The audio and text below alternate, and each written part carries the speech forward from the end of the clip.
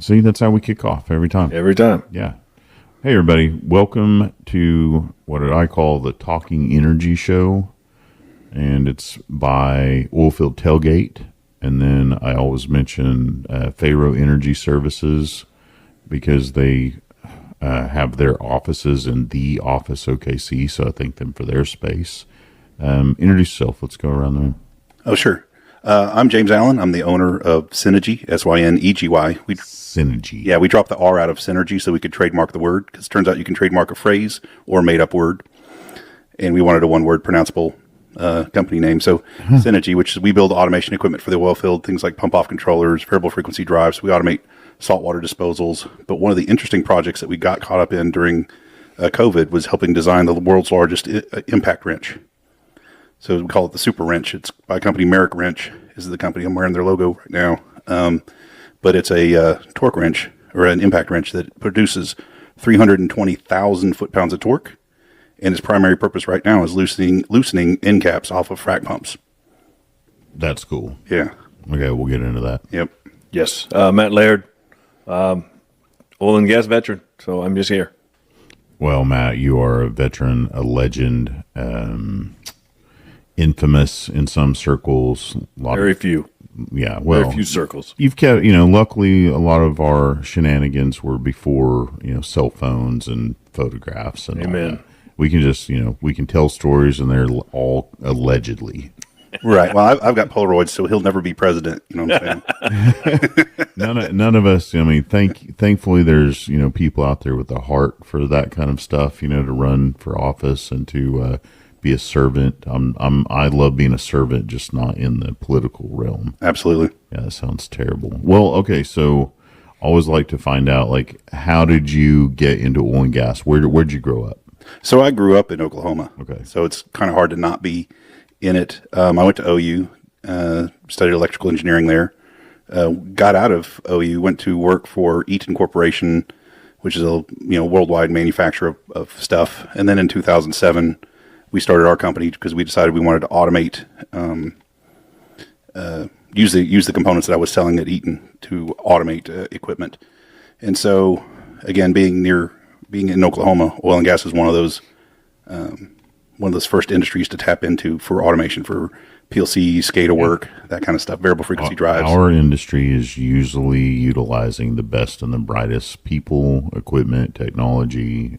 Anything innovation, technology, and science and data. Right. Well, it's some of the harshest environments in the world to put equipment into. Yeah. So you got to have smart people to run them. Amen. What did you have family in oil and gas? No, not really. We just kind of I say that. We got a break with Chesapeake back in 2014. We'd been in business for about 7 years. We'd built some stuff, some pump controls and stuff, but nothing major until we had a family member at Chesapeake, like probably everybody did, if you live in Oklahoma City back then, right? Who got us cracked the door open for us, and then we started building all of their remote terminal units, a lot of their pump-off controllers, variable frequency drives. So for up until 2020, we built. They didn't have you guys as part of their fully integrated. Hey, we own everything from the land, the minerals, the people, the services, the output, the pipelines. Oh, I was open to it. like, come on, buy us. Right. It's like that was kind of the strategy. But on a 4-well pad, we built. There's like 10 electrical devices that were on there, and we built 8 of them. So we were trying to get there, and then it can be the price of oil could be fickle a little bit. Well, Matt's a veteran. I've stuck a microphone in his face a few times because I've always found him a reliable, good source for comedic and entertaining material, as well as good looks. A good head on his shoulders. He's got a good family. He's got a faith. He raises children that seem to be able to thrive in the world. So I count him as one of those. Brother's keeper kind of people, 100%. I could call him up and he would tell me if I'm off or on any, idea or thought process I may have. So I'm just here for the ride, boys. You're not here for the ride. You didn't just bring people in, but you are always wanted and welcome to be a podcast co-host. Thank you, man. Yeah. Always bring interesting people in here. So what do you got going on right now? What can this platform and all these wonderful, amazing people do to support anything you've got going on? Right now, I don't necessarily have anything that's out stretch. I'm in a pretty good place. Still doing a little on-site work, doing some souping, I'm doing a little bit of everything. I'm not really in the market for anything else at the moment, but I'm always looking for a nice investment. If somebody has a good investment that looks like it has a 5 or less year payout, give me a shout. I'm always looking for somewhere to throw a little bit of money at. So. Yeah, that's good. I mean, there's a lot of amazing entrepreneurs out there that like don't have funding, but well, what I hope is they come to you and go, "Hey, also you know how to run businesses, so I have this amazing idea," and you can flesh out like, "Okay, great, you have a good idea. Here's how you take it from idea to a working product or service and run a business." So it's an interesting fact that everybody has an idea, right? Everybody may not have a good idea, but everybody has an idea. Okay. I've ran into that a lot. I mean, I shake out a bunch of stuff that, in just the first 5 or 10 minutes, I'm like, hey, it may work, but you're about 10 years away from needing an investment, right? Or maybe 2 years, or maybe 3 years, or maybe you probably just need to sell this idea to someone else, but you don't need to you don't have a company, you may have a product. I see that more often than not. There's very few people that have good ideas that will work out to be something. And you got to look for, what do you have that's different from everyone else? Anybody can go start a service company, but you've got 19 other service companies that do the exact same thing at the exact same price and can promise the same thing. You need something new. You need something fresh, something that nobody's thinking about, and that you actually have enough decency or maybe skill to do that job that you want to do instead of, you get a lot of the 8 to 5 guys that are wanting to go do more, right? They want to write the checks instead of get the checks, and they don't have any experience. They don't have any skills. It's easy to flush that out. They know what they're doing. They're the best at their certain skill set. One small task. Yeah, but they think that, hey, I've seen this guy and he's an idiot and he can do it. Well, maybe, he maybe wasn't an idiot after all. Yeah, tough stuff. Yeah, I worked for 19 years for Eaton Corporation as a sales guy, sales and technical sales and helping people design things.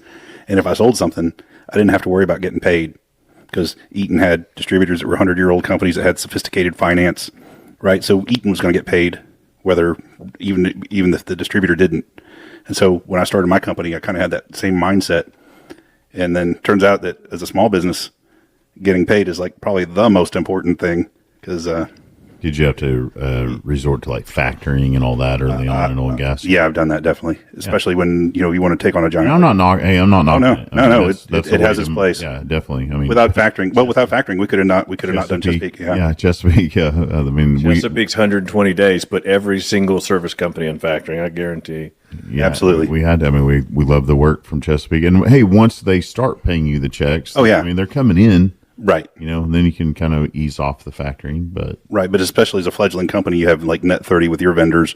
You already promised net 60 to Chesapeake, who might take you to 90 or 120 just because of they were such a massive company, and now I guess they still are, but they're different now. Yeah, they've expanded. Yeah. Hey, I love it. At least they're here. 100%. It rubbed us all a little bit just for a second, like, oh, you can't change the name Chesapeake. That's us. Oh, but oh well, we'll get over it. Yeah, but no. So coming from a good idea to try to make it into a business, it's a lot different because as an employee, as a 9 to 5 or 8 to 5, you're pretty much guaranteed to get paid unless something catastrophic happens. But as your business owner, now you're worrying about getting paid so that you can write the checks. I guess everybody has a boss. Is what I'm saying is. If you work at a job, you have a boss, but if you own the company, the boss is your customer. So you went, like Matt said, you went out there. What'd you expect to do differently from your competitors?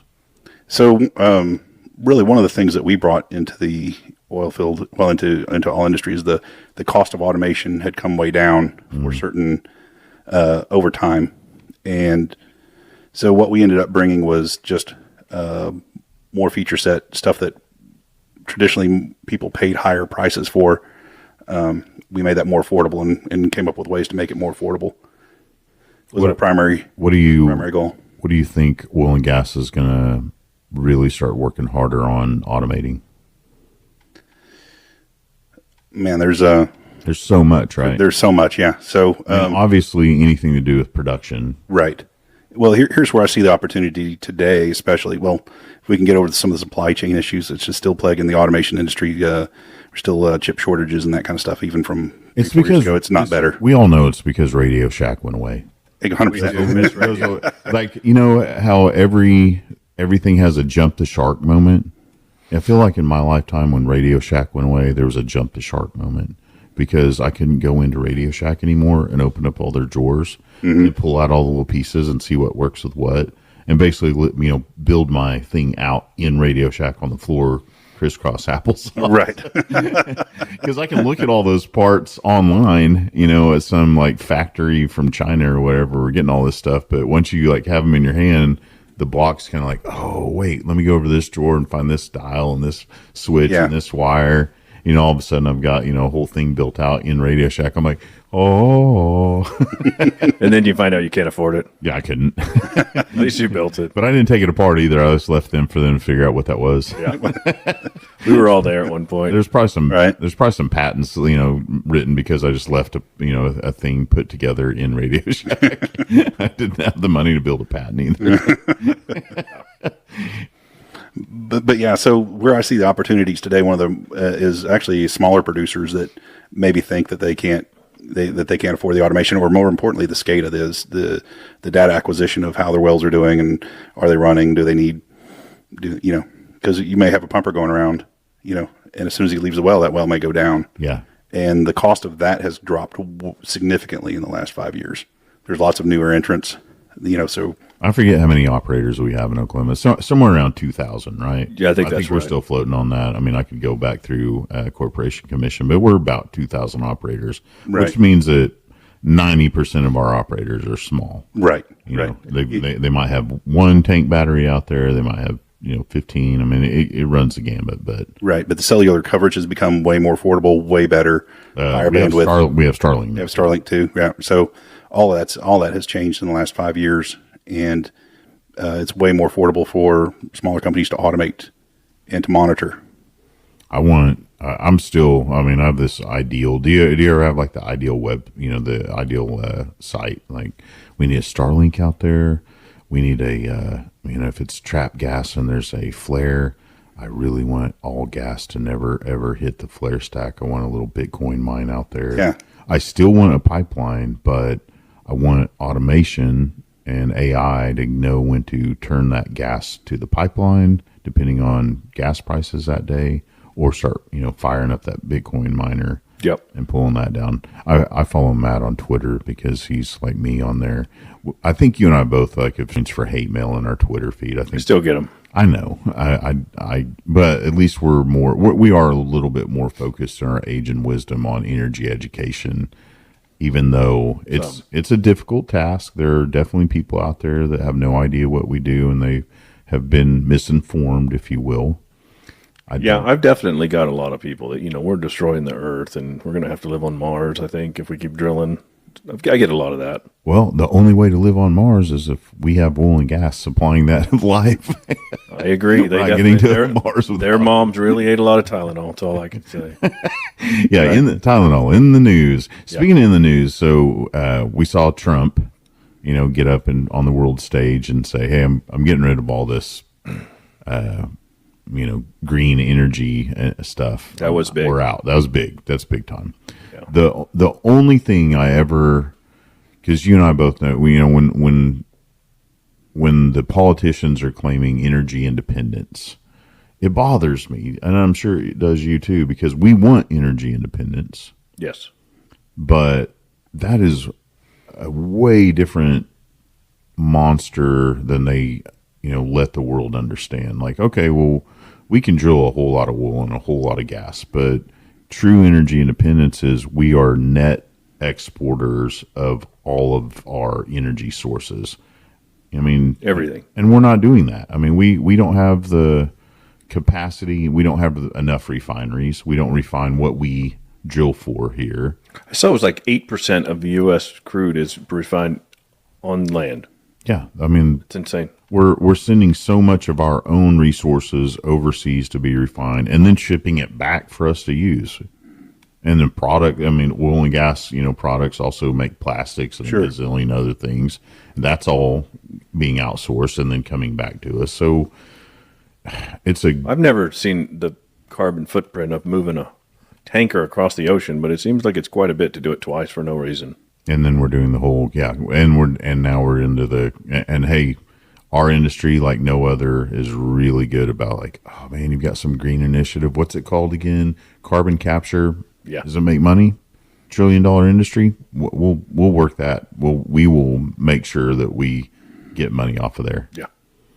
Yeah, there's a lot to it. I mean, there's always somebody trying to make $1 off something that We all exist. should. I mean that's how we're going to thrive. I mean, I know lots of people right now. There's company in Tulsa. There's just simple things like, hey, if you got to go plug a well now, there's red dirt over here off of Classa, and they can they know how to work that whole string out to where, hey, they can go and test the methane emissions. Okay. And then figure out, what that means, in carbon credits, go out there and do the plugging and abandoning, and then get that carbon credit to market and be able to sell it. I mean, there's a whole chain of events. Yeah. And it's still the Wild West. Almost pays a big chunk of the cost to plug it as well. I don't see how a plugging and abandoning company would be in the business unless they know that component now. Yeah, absolutely. Because it's not, I mean, it's really, by the time you go out there, get everything out of the well bore, make the land whole, all that stuff, that's cannot be profitable for what they charge to do that. Did the Oklahoma Corporation Commission approve the plugs that y'all were? Oh, underground vision technology, the Vision Seal, it's coming. I mean, Texas Railroad Texas Commission, Pennsylvania, everywhere around the country sees the value in it. I mean, it's cheaper, faster, stronger, all that stuff. So he's talking. Go to Underground Vision Technologies. Look up Vision Seal if you're interested. But Technology is pretty amazing. I've been looking at it. It's going to happen. I mean, it's better than what we're doing now, which is a bridge plug. And I'm not. Hey, bridge plugs have been around forever, but right now there's plenty of evidence to know that hey, cement bridge plugs aren't the way to go.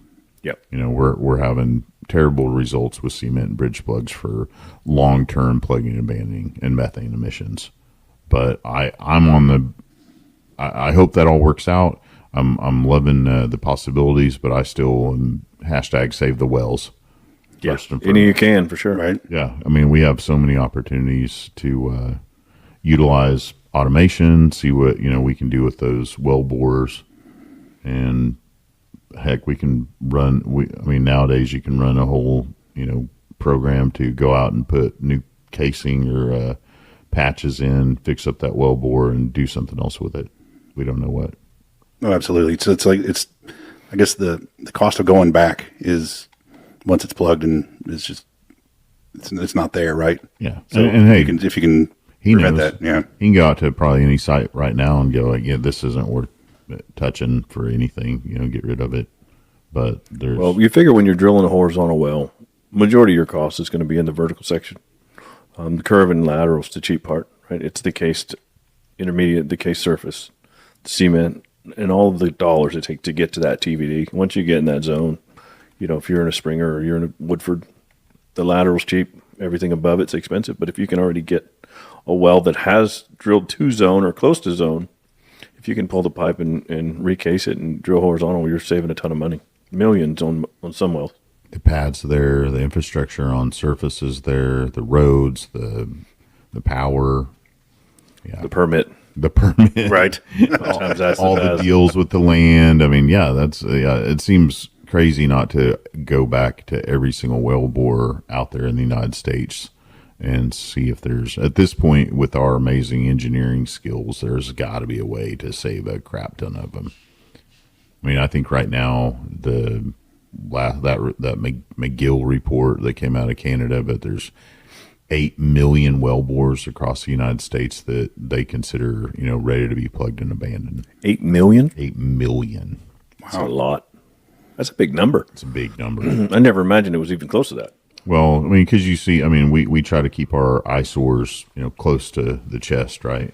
Yeah. And one of those eyesores is like on Corporation Commission, we only have, roughly 19,000 on the Corporation Commission books, but the accuracy of that report out of Canada says, well, you may only have close to 20,000 on your books that you are going to have to, take ownership of, Corporation Commission in the state of Oklahoma. But in reality, we're closer to like 250,000 wells in Oklahoma that are underperforming, probably is what they're calling it. That are just lost to Okay. time and all that. I mean, but with technology like satellite imagery and all the different tools they're using now to measure methane, they're going to find a lot more.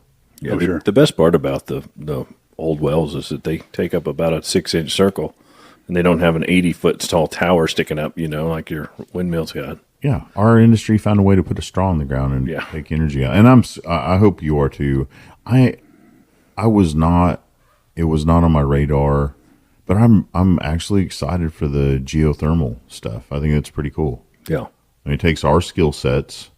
It appeases everyone, right? Like oil and gas is still, being utilized. Our skill sets are being utilized. Our people are engineering. However, it's just, utilized in a way that will keep the green energy people happy too. We're just taking the earth energy. Well, and there's also, it's energy either way, right? So we're drilling it. So it doesn't matter if it's green or not. It's still, because in those places where the geothermal is efficient to drill, there's not really any reservoir. So at least they're going to get some drilling there. They're going to get some cheap energy.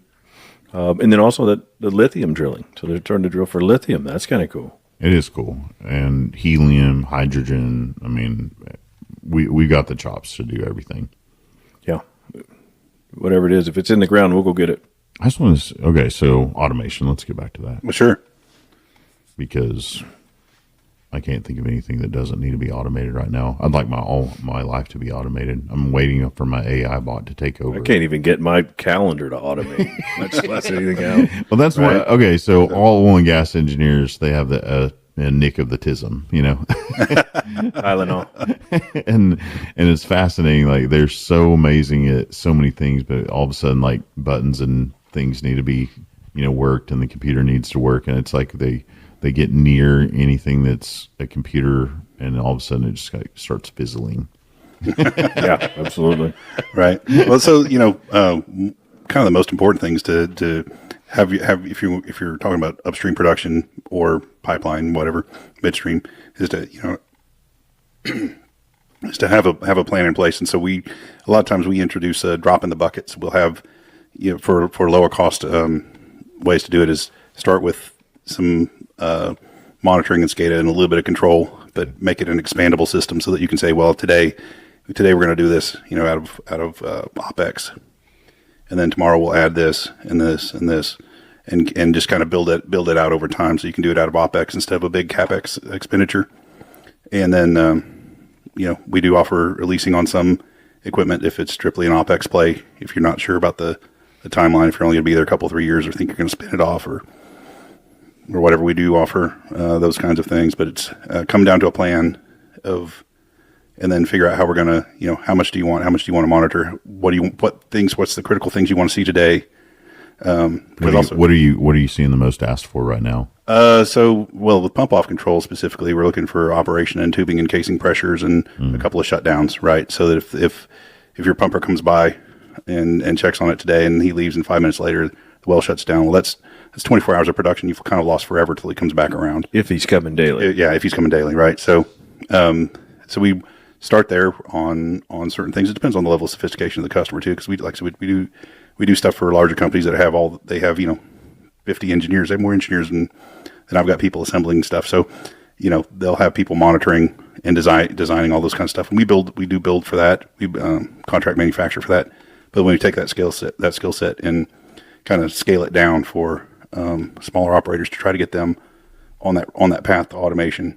And so, just tubing and casing pressures to start with, and pump off control, so that we can keep track if they've got rod pumps and sub pumps too. But our kind of wheelhouse is 100 horsepower and down on rod pumps and pump off control.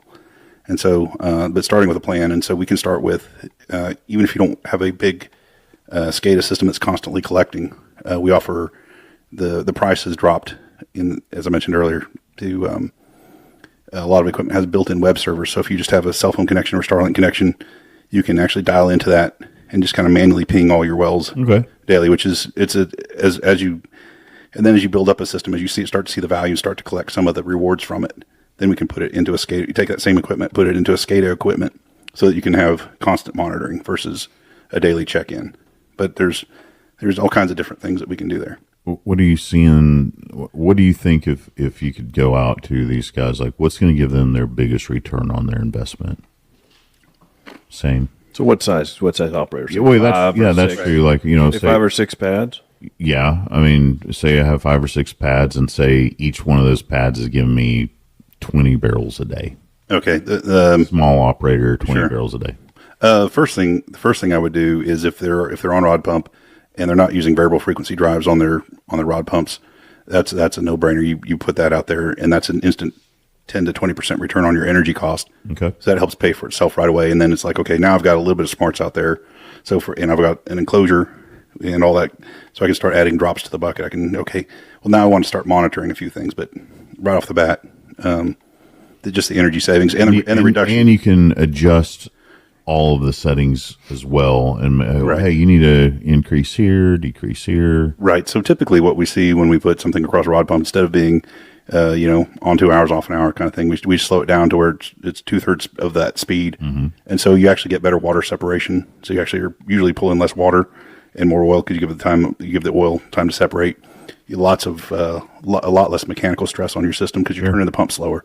And so a lot fewer rod string issues, breakage and that kind of thing, and stuck pumps, and it's less friction on your stuffing box. It's good for it all the way around. Saving wear and tear on your equipment over time and keeping it, because man, all that stuff's so expensive to change out these days. Right. Well, one of the other things is the next step I would do is if you're using chemical injection, we actually have a product that's a chemical injection pump, but it's got its own kind of data collection, and there's lots of chemical pumps out there will say, I want to do, this many gallons or whatever per day, but they're solar powered. Solar power is typically underpowered. So if you have 3 days of low light, it's still going to get you to that hourly rate, but it's going to dump it all in at once. So we've done wells where, the solar power was underpowered. And so during the day it was putting too much chemical in, and then overnight, not putting anything in. And so when you're running 24/7, now you're spending money on chemicals. It's not doing the job. What's your biggest win, do you think, so far? Like, have you seen any wells like, holy crap, I really got the gas going for them? Oh, any come to mind? They're all wins. Yeah, they're all. I mean, yeah. Any failures that you can mention to people? Because I know you probably are in the same boat, Matt, but I kind of look forward to failures now. Isn't that weird? Well, I think I've had them all already. I'm failed up. Well, I mean, but nowadays I get so many more. I know in my brain now that I'm not scared of failure. A. Right. And B, I know from failure I get a lot more lessons from a loss than I do a win. You're gonna say success is a poor teacher. Yeah. Right. That's true. Yeah. I'm like, oh my gosh, I'm happy, I'm fine that I had a failure here, because lessons learned. I got a rock star list now of things I need to change. Yeah, if you need to know what not to do, give me a shout, and I figured that out. You're here now. I'm here. Don't say that. Yeah, I don't know how. Thank God. He's got his shirt on. No, so one of my scar tissue when you talk about putting drives on variable frequency drives on a rod pump. Learned this a long time ago. I've been putting drives on rod pumps since 1997, so I've been doing it a little bit. It was back in the 1900s, when it started. Right. So there is the rod pump actually regenerates, meaning it pushes the motor twice a cycle, and you got to do something with that energy. So there's two kind of regen avoidance techniques out there. One is we program the drive to sense when it's being pushed, so when the motor's being pushed, and it just speeds up the motor to catch up. So you'll see it speed up and slow down. So you still might be doing 7 strokes a minute, but half of that stroke, is it slower? Is it 5 strokes a minute? Half that stroke, is it 8 strokes? So whatever's going to average to the 7 strokes a minute. And if you have a well that's kind of really imbalanced between, even if you balance everything, your counterweights perfectly, and there's going to be a little bit imbalance based on how much fluid it's moving, and that's normal. That's normal. But if there's a huge swing in that, then we need to add braking resistors to it. And actually, instead of trying to avoid that energy, we just dump it off across these resistors, and it becomes waste heat. That's the way to get rid of it. But that makes your pump cycle at 7 strokes a minute. You're doing 7 strokes a minute all the time. Now, you don't get the energy savings, but I've seen wells that went so far out of balance that it actually almost threw them apart because of speed up to 12 strokes a minute, 3 strokes a minute, 12 strokes. You still get 6 strokes a minute or whatever, but it's the speed variance through that cycle was pretty strong. And so that was a particular fail. How about that? Well, lessons learned. Yeah. So you're generally recapturing that energy? Yeah. So actually, you're just leaving it in the system. So if you spin a motor too fast, faster than it wants to go, it becomes a generator. When it does that, It's like applying brakes. It's like when you like on a Tesla, you're regenerating. You let off your foot off the accelerator. It's actually charging the batteries back. Well, in a drive and a power system, there's no place for that to go. So it goes back it'll go back onto the DC bus of the drive, and it'll blow up the caps if you don't do something with it. So one way to do that is I kind of liken it to this. You either store it or discharge it. You store it or discharge it. And so what the regen avoidance does is if the drive can tell that the motor's being pushed, and it can because they're pretty sophisticated, it'll speed up the motor. So you're actually just conserving that momentum. And so that's where you get an energy savings. Okay. If you have to go to a resistor to dump that, you lose all that energy savings.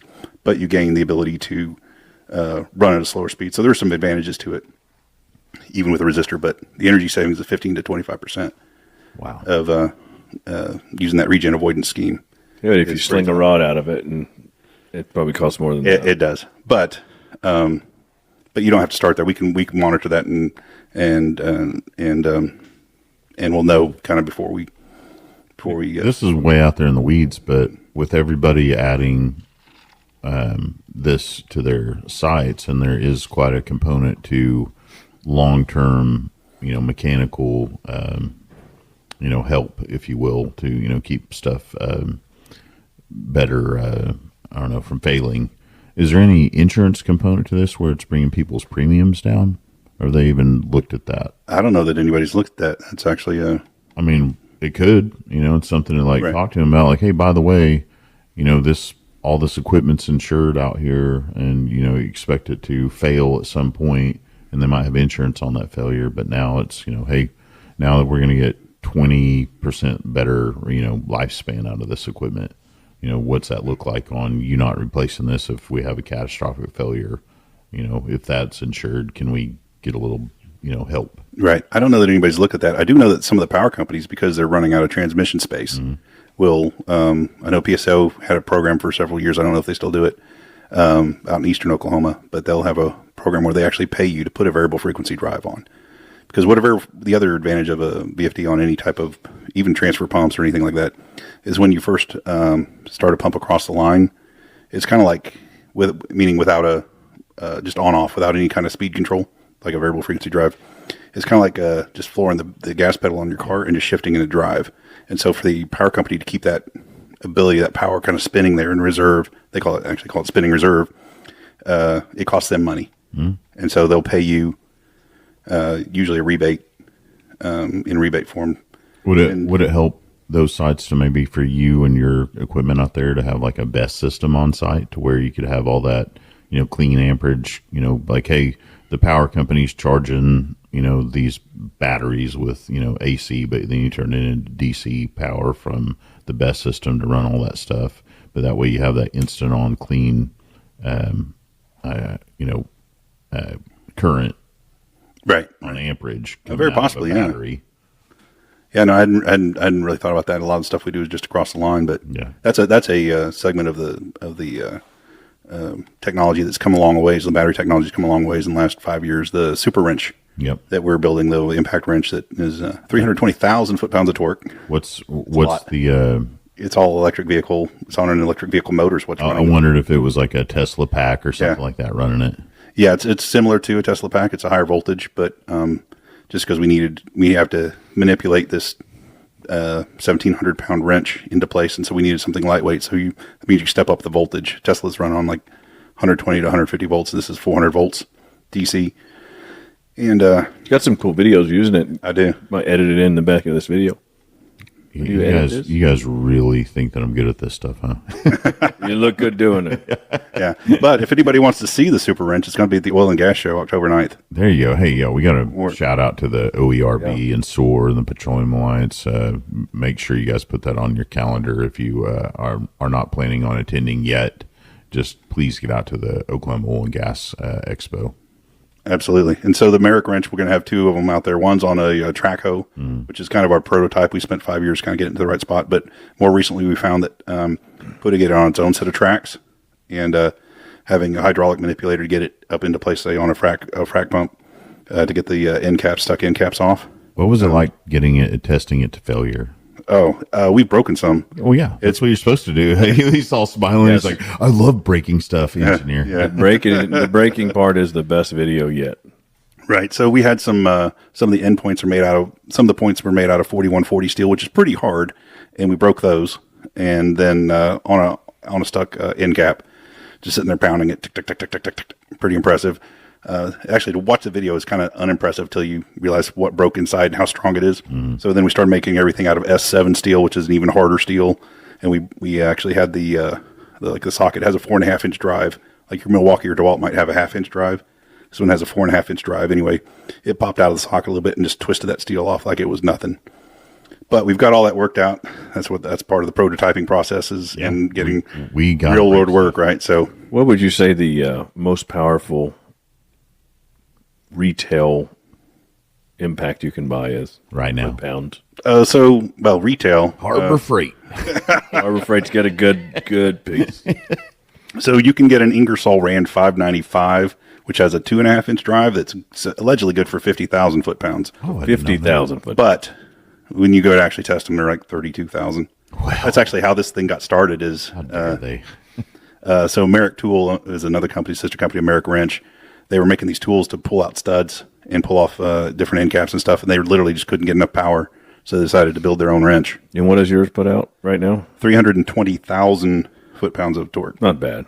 You know, it makes me kind of smile because I think of like uses like, oh man, we could really improve BOP products out there, right? This is it's bigger than anything you'd need on a BOP.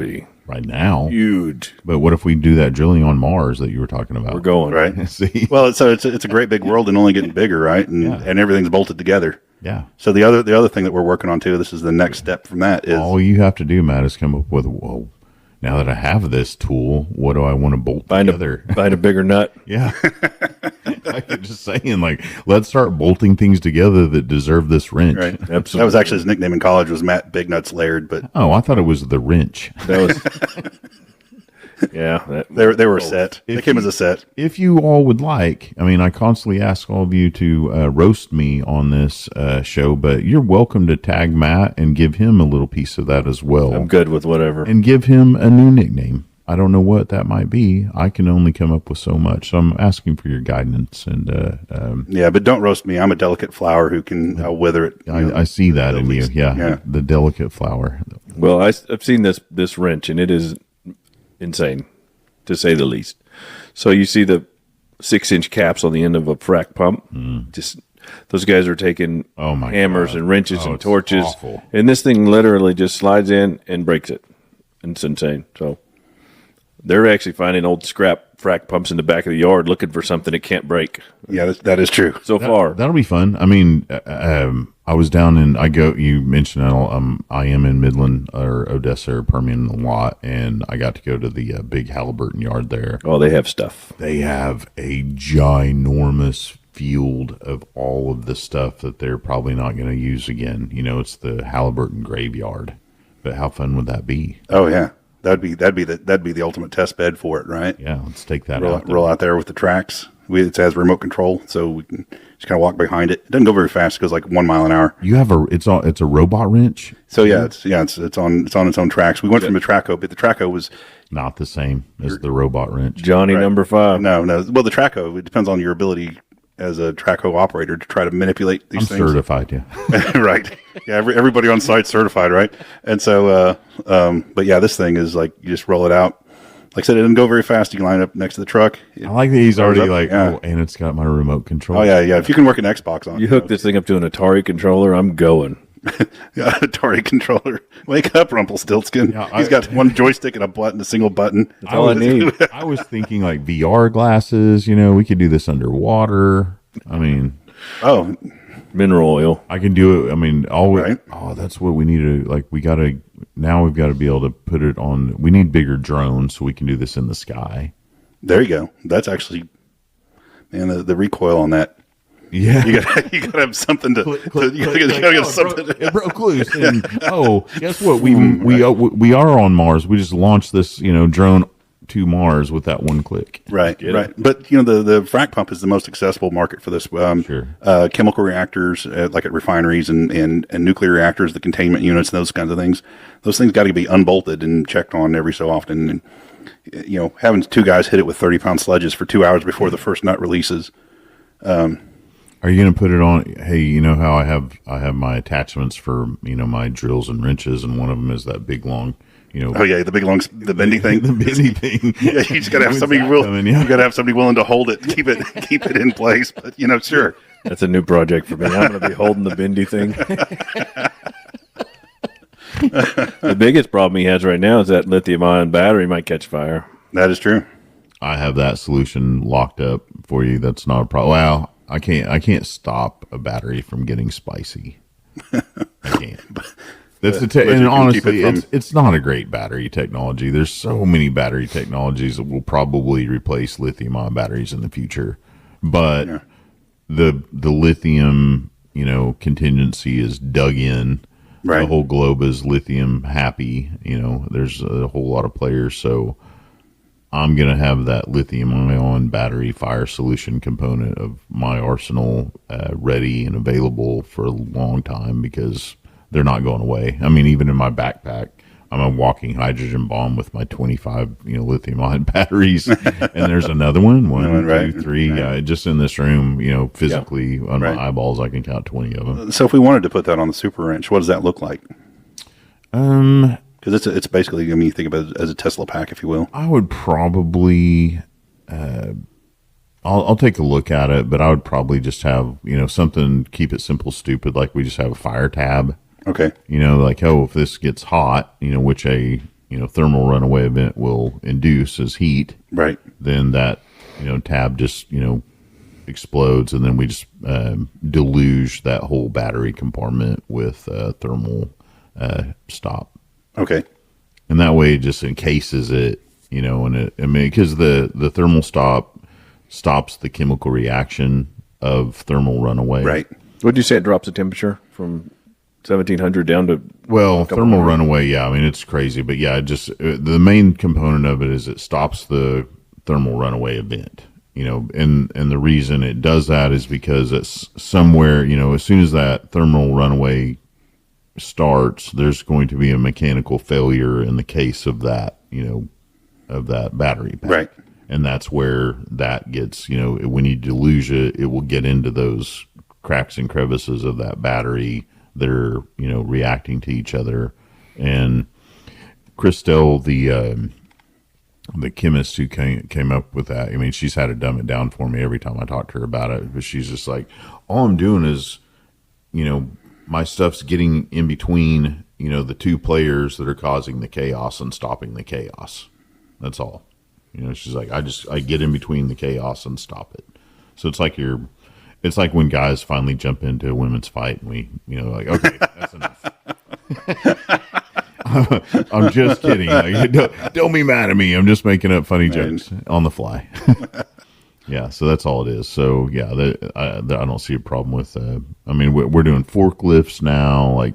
Okay, so whatever's all out kinds there. of mobile equipment too, not just Teslas and Yeah, that kind of so thing. that's Gotcha. on that. And we've got, I mean, so the night fire, we've got apparatus as well. I mean, if like we've got, I mean, we do all kinds of oil and gas stuff. Matt was telling me about, there's a place that he knows of where, we're doing saltwater disposal facilities, but sometimes there's a flare that all of a sudden is spurting oil out of it, and the heating element on the flare is lighting a field on fire. So anytime there's a spicy incident out there, we'll come up with something. I have an engineer on staff. I have multiple engineers I can look out to and go, hey, here's an idea. Let's do this and this and this. There's an engineer I know in Hobbs. He had a problem. He's like, what if we put your device here on this heater treater and we filled up this area with foam if we have a spicy incident? Okay. It's just, all these ideas. It's very adaptable then. Everything. Okay. Yeah. Once you know engineers, like if I go out and find problems, which I do, I'm very capable about finding problems, bring them to them and go, oh, let's put this together and let's go test it. Okay. And if it doesn't work, we'll test it again and change up, different things. And it's just a matter of time. Time and brain power fix everything nowadays with automation. Right. Because automation, we can do all kinds of cool stuff now. Oh, yeah. And like I said, the remote capabilities, the price on that has plummeted. I've watched it plummet the last 5 years just as 5G rolled out. What you're doing on well sites right now, you could add some,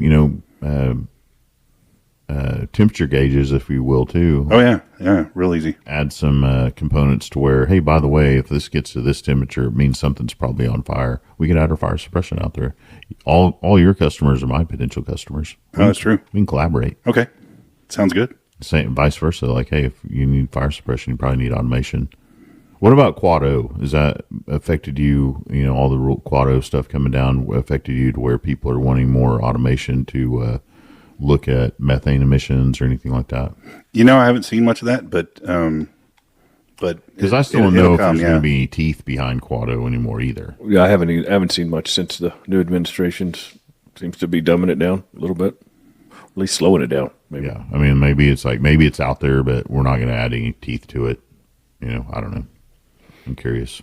What else? Yeah. What do you got in the news? Man, I don't have much going on in the news today. It's just been it's busy. We early in the year it seemed like everybody was going to slow down, but on the drilling side, our rig count dropped, and all the independent operators are scooping up the rigs and going back to work. It's been I don't know if we've seen such a busy year in a long time.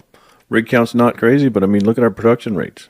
Production rates are off the chart. So, well, we can drill longer, better, faster. We will never need again the amount of rig count that we used to have back in the day. Right now, what they say on drilling is the only people making money is the rig movers and the bit hands. Okay. Everybody else is just slowly winding away. So there's a lot more bits in the hole and a lot more rig moves. You're long and bullish on natural gas, of course, like me. Yes, especially with AI. AI is going to have power. Till they can figure out a way to run AI with less power, we're all going to be paying more on electric bills, so we need to keep drilling. I use chat every day. Every day. I have a ton of AI apps now. On my laptop and my phone. Oh, yeah. Yeah, no, it's from the engineering standpoint, it's a huge shortcut to find, especially cross disciplines. Like, I had to design a hydraulic system, and I'm an electrical guy, right? So it helped me pull that in real quick.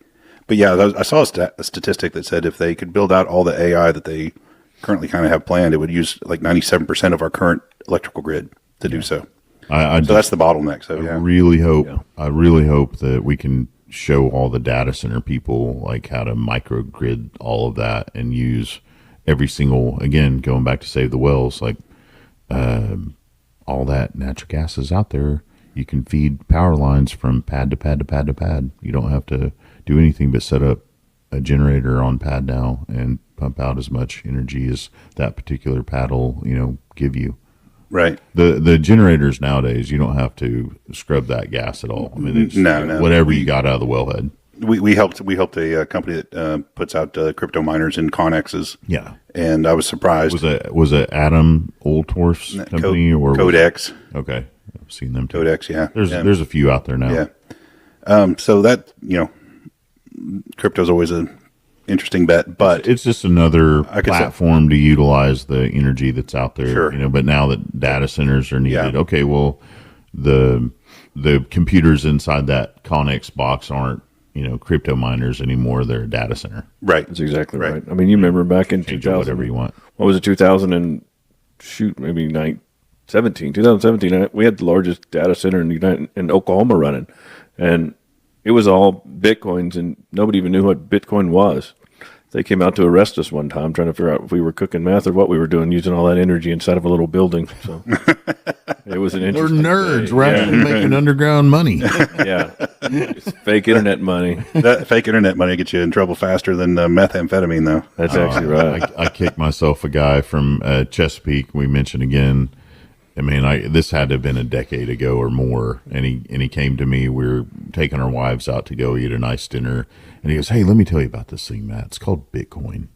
And if you give me like $1,000 right now, You'll never have to work you'll again. never have to work again." I mean, it was like, and I laughed in his face, and I'm an idiot because he's a friend. He's a friend of mine. I mean, so many reasons not to, but he's Right. a friend of mine. I held him reliable, and Asian, He knows what's up. and running IT for Chesapeake. So if I'd met him, I should have all my Sinlers should have said he knows what he's talking about. But as he's explaining it in my head, I go, Fake internet money. fake internet money, probably created by some nerds in a basement that will always live with their moms, and they can buy nefarious objects on the dark web with this fake money. That's not going anyplace. That's ridiculous. No. see, if I'd heard about Bitcoin from him, I might have bought it. Yeah. But the first time I heard the words Bitcoin uttered was from an employee that I had who, we employ a lot of people in the trades, and sometimes methamphetamine gets into the trades. They got to stay up. Yeah. Hey, look, Right, no, those guys work hard. I mean, they took apart 4 or 5 air conditioners that night. Right. Yeah, exactly. So anyway, I heard about Bitcoin from him, and at the time, I looked it up. It was 80 cents, and I thought, I should. And that's but within you could use a thumb drive back then to mine 1 Bitcoin per day. right. I know. Put it in your side of your laptop. You could have mined 1 Bitcoin per day on your own. Yeah, but I didn't know that. Oh, well, but we don't. but when he first told me Too about late for me now. Bitcoin, it was 80. I looked it up as 80 cents, and then 2 weeks later, I fired him because he was smoking methamphetamine in the break room in front of other employees. And I walked in. I was like, "Well, how long has this been going on?" They're like, "A couple of weeks." I'm like, "And you didn't tell me?" And they're like, we almost fired everybody, but we then drug tested everybody, and we let him go immediately, of course. But that's who I heard Bitcoin from. And I'm like, I don't know. I don't buy crack. Now he's probably buying the best meth in the world. I don't buy none of that methamphetamine fake internet money. And if you have a drug problem, Yeah. I apologize. No, it's- right away. Pray for you. Hope you go get 100%. help. Let us know. We are good Christian guys. We do talk a lot of trash in here. All I'm saying is, you don't typically get good financial advice from a crackhead, but I did, and I ignored it because of where it came from. That's all I'm saying. So he knew. And There we go. We got 2 spectrums there that should have told us to buy in. Right. Yeah, absolutely right. And if I'd done it, when it first went nuts in 2017, when it jumped up to 21,000 ish, I did the math on that. And if I'd bought just $1,000 worth, it would have been like 22 million. Yeah. Silliness. Oh, well. Yeah. Well, no. All right. I'm going to get you guys out of here. All right. How do you want people to get a hold of you? What's the website? Synegy.com, Synegyy. That's no R in that. Synegy.com. You can find us there. Automation. oil and Automation, gas. yep. Talk to him about it. And you manufacture everything where?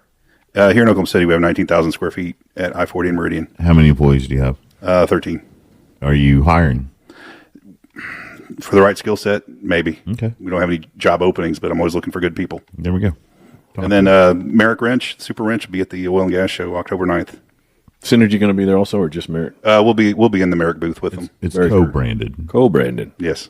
All right. What about you? Do you Man, want, do you want people to get a hold of you? You call me. Say hi. Whatever you want. I'm around. I'm going to be around. I don't really have anything exciting going on. I am kind of helping a guy get a directional drilling company going. So if you need any direction, Kind of. No, we're going to mention him right now. Ben, Radar Directional. yeah, we're going to get radar direction. I'm going to help him. We're going to help Ben get. They've got an amazing company. I went through, talked to them, looked at their failure rate. If no failures, 3 years, steady work, great directional drillers. They're hiring some of the best people in the industry right now. So I'm going to kind of try to help these guys get up, pick a few more rigs up. So that's what I'm kind of working on. Other than that, I guess that's pretty much all I'm doing right now. Like I said, if there's any good investment out there, somebody raising money, or if you need help raising money, reach out to me on that. He's a good guy to talk to about all things oil and gas and business and energy advocacy and your faith, whatever you need. Absolutely. And Matt, I've known Matt since 2018 is when we met in EO Entrepreneurs Organization. And so we've seen each other every month since then, at least, because it's required by the organization. But he's always the first to help. Secret handshakes. And he's exactly, skull and bones, all that stuff. That's it.